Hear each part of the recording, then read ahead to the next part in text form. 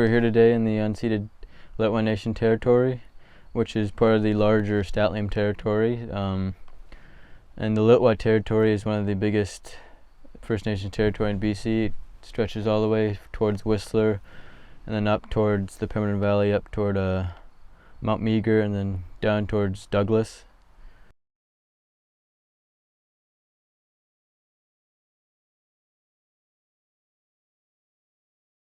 What was the significance of these boats for the Litwa people?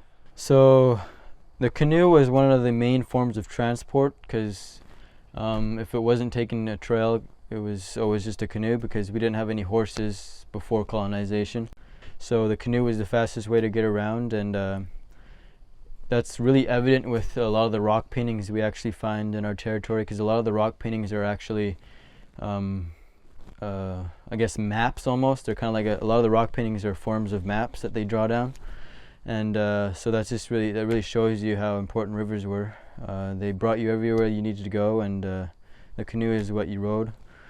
In the past, before colonization, dugout canoes weren't as common as they were after colonization.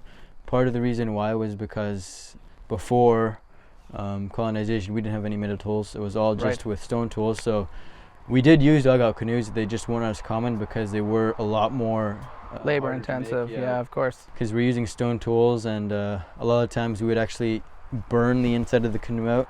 After colonization, we had access to metal tools. Dugout canoes became a lot more common. Before colonization, and the times when dugout canoes weren't as common, James Tate states that there was a type of spruce bark canoe that we used. So we did use bark canoes because they were just so much easier to make. They were easier to carry around. But after that, dugout canoes became more common.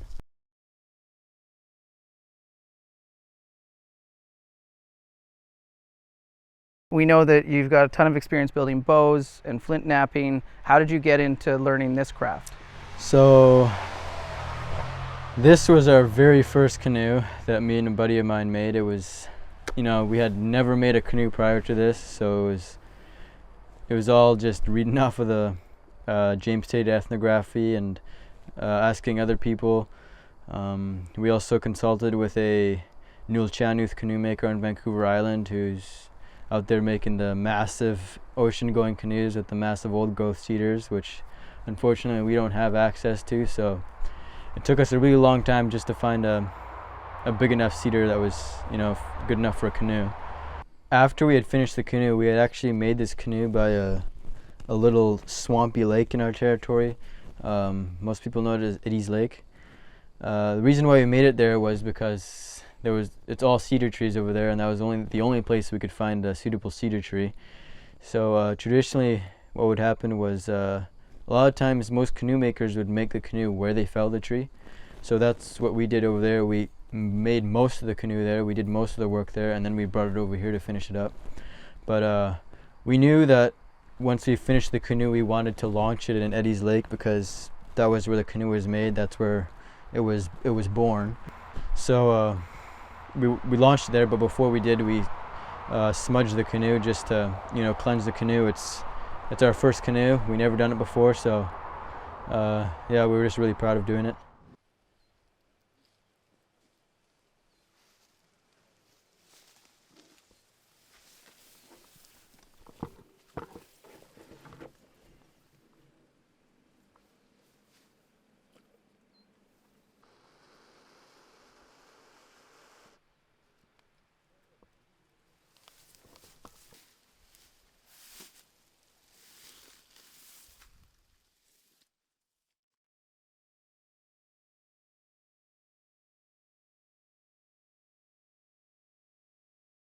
So traditionally, the Litwa people used cedar, which was the most common coniferous tree around here, but we also used cottonwood. And when a lot of people think of cottonwood, they always think of this useless wood that's always rotten and making a lot of trouble for all the power lines. But we used it because of how soft the wood was. It's the same thing with cedar; it's soft wood. The only downside to using cottonwood was it didn't last so long. We have traditional canoes that are still out in the land around here that were made out of cedar that are still around. One of the older canoes down Little Wet Lake there was around 200 years, give or take, 200 years old, and it was made out of cedar, and it's still there. You can still see the basic shape. We also used Sitka spruce and Douglas fir whenever we had to, whenever cedar or cottonwood wasn't available, but cottonwood and cedar are pretty widespread around here. Obviously, we're taking a round log and then transforming it into a canoe, so there's a lot of squaring off, there's a lot of rounding off, and there's a lot of finding the center line, because one of the first things we had to do was we actually had to split the top of the log off to establish the top of the canoe, and then once we did that, we had to find the very center of the log and draw a line down there. So all that, taking that top off, taking the bottom off, was all done with an axe. Shaping both ends was all done with an axe. For the inside, what we did was we used what's called an adze, and it's basically like it kind of looks like a garden hoe, but it's got a kind of a curved blade that you use, basically kind of like a pickaxe. So you're basically chopping the wood away, and that's basically all we used for hollowing it out, the majority of the wood.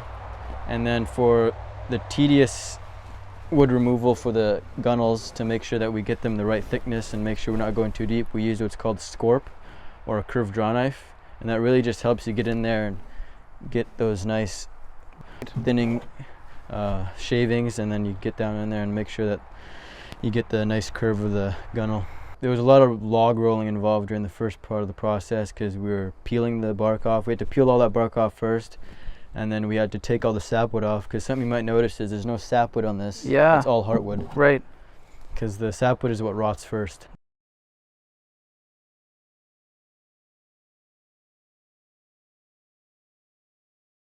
There are a couple other canoe makers in the Wet Nation. I think we're just the youngest. Yeah. And again, a lot of the information for this canoe came from the James Tate book, but the basic design and measurements came from one of the canoes that is housed in the Squamish Little Culture Center, that was made by one of the elders who used to live around here. They're gone now. His name was Charlie Mack, and we got all the measurements from there, and it was really good to have something to look at, like something physical to look at and to take measurements off of, which made it so much easier. And do you have future plans for this? Yeah, so we're going to be taking this canoe up the Pimmerton Valley, and then hopefully paddling it down the Lillooet River all the way down to Lillooet Lake, just to kind of it's kind of just to recreate one of our old stories, the Copper Canoe story that was written in the Charlie Mack book.